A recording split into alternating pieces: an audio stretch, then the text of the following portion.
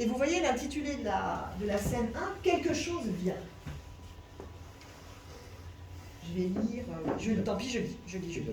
Il faut la lire. Même si je ne sais pas lire comme vous me pardonnerez. Prologue, scène 1, quelque chose vient. Dans une pizzeria, Arlequin en costume de livreur, il lit un petit livre bleu. Arlequin. Quelque chose vient, toujours. Et si rien ne venait? Mais non, c'est impossible. Le temps qui vient toujours. Et il vient toujours aussi, celui dont le cœur est plus grand que les démissions du monde. Quelque chose vient, mais avons-nous la force de l'attendre encore? Et aurions-nous la force de reconnaître ce qui vient toujours, inlassablement, comme le temps frappant inlassablement les solitudes? Et si c'était trop grand, trop éblouissant? Et si ce qui vient nous demandait d'abandonner notre douleur dans un temps où la douleur est notre seul visage? Je souffre donc je suis, dit le consommateur avant d'agrandir son horizon spirituel avec des objets inutiles. Oui, il faudrait attendre. Attendre quoi? Attendre ce qui vient. Il faudrait un ami très fidèle qui vous murmure à l'oreille cette phrase terrible, quelque chose vient. S'arrêtant de lire, et puis il reprend. Imaginez la scène, c'est une nuit d'orage, et l'être aimé est parti avec quelqu'un de plus jeune, de plus beau, de plus riche, et ils vous ont humilié de leur commisération. Et puis vous avez entendu la voiture de sport rouge roulant dans l'allée. Maintenant c'est la nuit, et vos mains ont vieilli, et dans votre maison il y a une fuite d'eau et des poubelles malodorantes, et demain vous devez travailler sous la houlette d'un chef idiot pour une enseigne abjecte. Vous livrez des pizzas dans les banlieues, et les enfants vous attendent comme une joie, et cette joie de l'enfant attendant ce cadeau gras et juteux vous remplit de larmes. Sans parler des vieillards seuls qui veulent vous retenir pour parler un peu et qui vous donnent sans le savoir un pourboire d'un autre âge. Et d'un coup, c'est pas seulement la maigre architecture de votre triste vie qui s'effondre, c'est la possibilité même du langage. Il n'y a plus rien à dire. Et alors il y a cet ami qui vient près de vous avec une tendresse paternelle, avec ses mains parfumées de citron car il travaille aussi, et il vous murmure à l'oreille, quelque chose vient. Et comme il le dit de sa voix la plus intime, vous le croyez sur parole. Et alors ce qui devait venir est déjà venu. Et la pluie qui vous semblait une humiliation supplémentaire, comme un crachat de Dieu, devient un rythme dont vous comprenez la parfaite équation. Le lampadaire lui-même au bout de l'allée a des formes oraculaires, et au cœur de cette présence, il y a la possibilité du possible, parce que quelque chose vient, et que vous n'êtes plus seul. Quelque chose vient. Fin de la scène 1. Ça s'ouvre comme ça. Pardon, c'est un peu long comme extrait, mais je crois que vous avez compris pourquoi c'est tout à fait passionnant de vivre ce théâtre-là, parce que, on pourrait y passer des heures sur l'analyse de cette première scène, mais la pièce s'ouvre, comme le prologue johannique, par la voix aussi de celui qui annonce ce qui vient. Et cette voix se fait entendre, vous l'avez vu dans la mise en scène, elle se fait entendre à travers la lecture d'un texte qui nous précède, c'est-à-dire que Arlequin commence par lire un petit livre bleu, et au fond comme une réponse au théâtre de l'absurde de Beckett, en attendant Godot, Olivier Py l'affirme, quelque chose vient. Et pour lui, c'est une affirmation, quelque chose vient.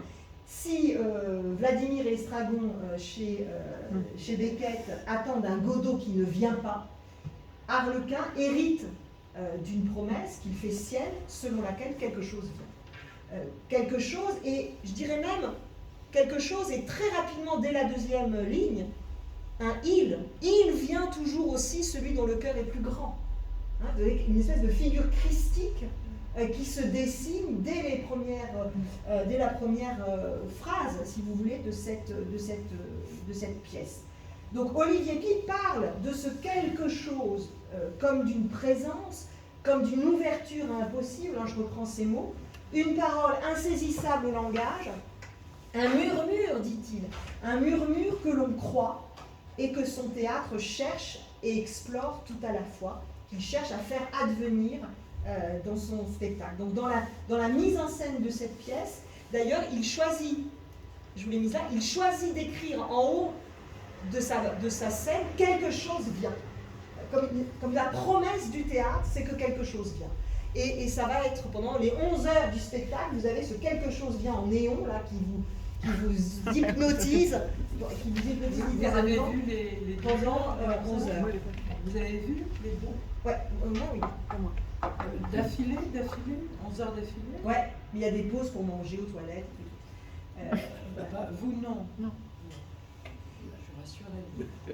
Mais il a fait plus long, je crois. Il y a toujours ces concours à Avignon de pièces, ouais, c'est un peu un jeu. Alors, vous voyez, on a deux auteurs, Wajdi Mouawad et Olivier Py, tout à fait contemporains, extrêmement prolifiques et l'un et l'autre, qui ont pignon sur rue. Je veux dire, c'est des gens qui connaissent le succès, ça fonctionne, qui sont dans deux registres théâtraux assez différents tout de même, mais qui nous posent la question de l'expérience artistique comme une expérience d'un dévoilement, d'une révélation à quelque chose qui leur reste extérieur tout en venant à eux. C'est ce double mouvement que je trouve extrêmement intéressant pour nous. Une parole qui traverse des corps, exposée devant une multitude d'autres corps, concomitamment présents. Alors cette chose n'est pas nommée chez Wajdi Mouawad, elle se précise chez Olivier Py, mais tous deux en témoignent en y consacrant leur vie. Et au fond, ce quelque chose qui vient et qui m'a renversé, etc., cet attentat de Wajdi Mouawad, on n'a pas le temps de les lire là, mais renvoie très volontiers aux rares passages autobiographiques que nous avons chez Paul. Je pense à Philippiens 3, je pense à 2 Corinthiens 12, où Paul nous livre une expérience d'un renversement, d'un attentat, d'un boom dans son existence, qui a fait qu'il en a été complètement renversé, et qu'il a été pris par surprise, et tout d'un coup c'est autre chose, quelque chose est venu en lui, et ça l'a renversé. Et là on a des rapprochements tout à fait, me semble-t-il, intéressants de cette expérience qui se vit au théâtre, et qui est de l'ordre d'une expérience, en tout cas moi je dirais, spirituelle. Alors, je vais aller vite, pardon, c'est que je voudrais juste aller vers d'autres auteurs, après je ne veux pas mobiliser la parole, mais je voudrais traverser pour montrer un petit peu qu'il y a d'autres auteurs comme ça qui travaillent. Ça vous va? Vous avez suivi? Je voudrais penser à un autre auteur contemporain qui interpelle de plein fouet la théologie chrétienne, c'est Tiago Rodrigues. Tiago Rodrigues, il est portugais, il est né en... Exactement, il a pris la suite d'Olivier Py à la direction du Festival d'Avignon. Il est plus jeune qu'Olivier Py, il est né en 77. Il est lui aussi, comme Wajdi Mouawad, mêlé de plein de cultures différentes. Il parle je ne sais combien de langues. Il est doué en tout. Vous savez, il y a des gens comme ça, c'est très énervant, mais c'est comme ça. Il est absolument doué en tout. Il écrit de la poésie, du théâtre, enfin, il fait plein de choses. Il est complètement imbibé du registre classique. Enfin, il revisite les grands mythes en permanence. Il a écrit une Iphigénie, un Agamemnon, Électre, etc. Il est imprégné des œuvres classiques, tout autant que des questions sociales contemporaines. Je pense dans La mesure de l'impossible, qui date de 2022, voilà. Je voudrais m'arrêter sur une pièce précise de lui qui m'a absolument bouleversée. Enfin bon, de vous dire ça, ça ne sert à rien, mais voilà, ça vous explique pourquoi j'en parle. Je parle d'elle plutôt que d'une autre.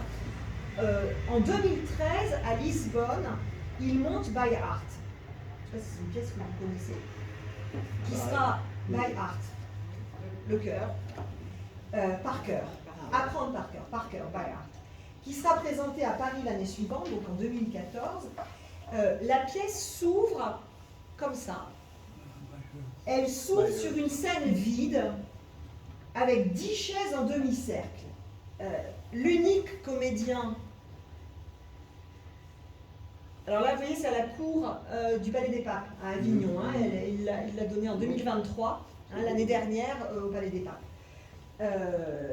La pièce s'ouvre donc avec ses 10 chaises. Tiago Rodrigues est le seul comédien sur scène et il informe que le spectacle commencera quand 10 spectateurs seront venus s'asseoir sur les 10 chaises. L'objectif sera d'apprendre par cœur le sonnet 30 de William Shakespeare. Il s'agit d'un sonnet qui porte sur la mémoire. C'est un magnifique sonnet de William Shakespeare sur la mémoire. Lorsque les 10 volontaires sont en place, pardon, je suis obligée de vous expliquer un petit peu, lorsque les 10 volontaires sont en place, comme c'est le cas ici, Tiago Rodrigues évoque sa grand-mère, Candida, une femme simple, portugaise, grande lectrice, qui lui a donné l'amour des livres. Et un jour, il explique que Candida, sa grand-mère, elle lui explique qu'elle est en train de perdre la vue, qu'elle va devenir aveugle, et qu'elle ne pourra bientôt plus lire. Et elle demande à Tiago, son petit-fils, de choisir pour elle un livre qu'elle pourra apprendre par cœur, pour pouvoir se le remémorer lorsqu'elle ne pourra plus lire. Tout ça est vrai, hein, c'est ce qu'il a vécu.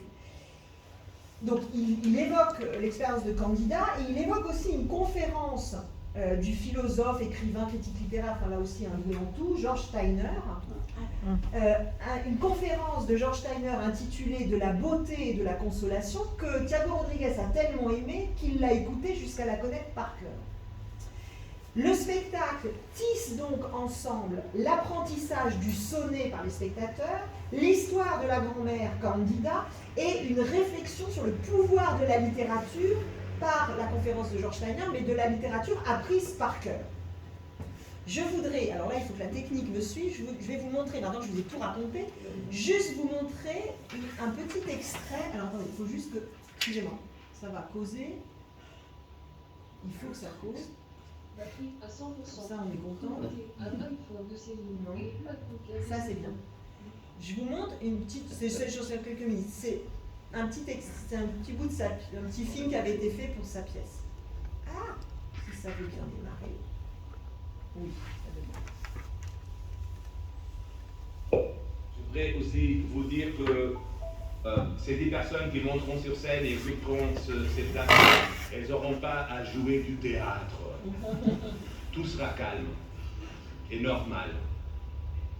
Moi aussi, je suis allergique au théâtre interactif. Quand assignant mes pensées silencieuses aux souvenirs des ombres du passé, je soupire sur tant d'espoirs précieux et rends plus noir le deuil de mes années. Quand assignant mes pensées silencieuses aux souvenirs des ombres du passé. C'est beau, non?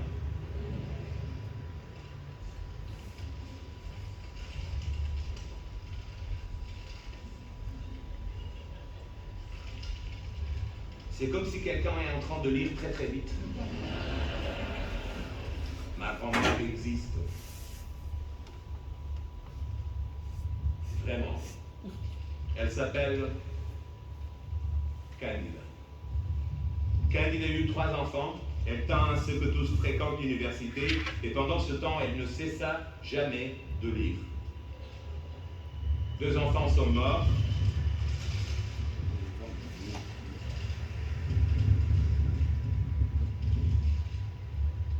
L'un à la guerre en Angola et l'autre renversé par une voiture au Portugal. Et le seul enfant de Candida qui survécut fut mon père, le journaliste. Le journaliste hérita de sa mère la manie des livres et Candida demanda à son seul enfant vivant, mon père le journaliste, qui lui apporta des livres quand il la visitait dans le village. Je me souviens qu'elle récitait par cœur des passages de ces livres quand j'étais gamin.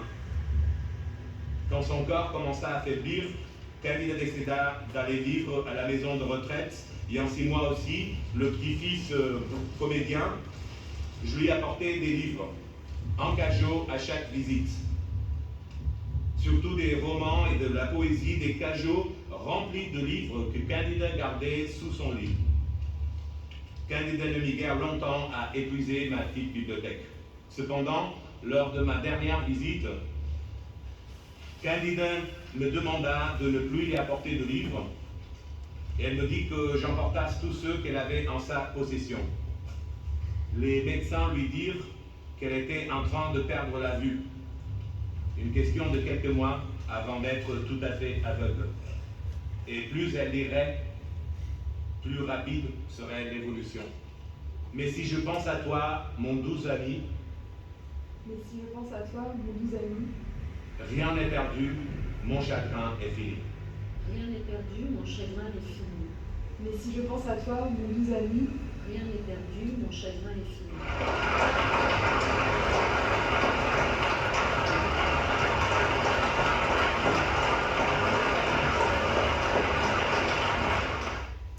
Voilà, alors alors à la fin de la pièce, il apporte aux gens le sonnet sur comme une pâte comestible où les gens vont manger le sonnet de Shakespeare. Hein. Ils vont comment? Une pâtisserie. Oui, voilà, quelque chose comme ça. L'expérience qu'il propose sur scène, c'est explicitement une expérience de transmission. C'est-à-dire qu'un texte, au fond, ce qu'il explique, c'est qu'un texte su par cœur ne peut plus mourir. Il dit, aucun KGB, aucune CIA, aucune Gestapo n'y peut plus rien. Comme des centaines d'hommes et de femmes ont appris par cœur des livres interdits, attendant patiemment que ces textes puissent de nouveau voir le jour, libres de parler et de faire parler. Alors, on pense bien sûr au roman de Bradbury, à Fahrenheit 451, on pense à la mémoire, à ce qu'elle permet de restaurer de vrai, de vital, et au fond, chaque soir, Thiago Rodriguez, avec ce spectacle, s'emploie à mettre à l'abri quelques vers, quelques lignes pour que vive la parole. Et sa pièce est éditée en 2015 et il écrit à cette occasion-là une introduction, et je le cite: « En raison de mon travail de comédien, des textes sont entrés en moi, ils se sont installés et ne m'ont plus jamais quitté. Ce sont des occupants discrets qui habitent ma mémoire, mais qui peuvent être réveillés à n'importe quel moment. » Et à ce moment-là, il évoque la maison intérieure de notre être, hein, c'est son anthropologie, il parle comme ça, une maison dans laquelle peuvent reposer des textes laissés à disposition pour y entendre une parole venue, dit-il, de plus loin que nous, mais qui fait tenir debout. Voilà.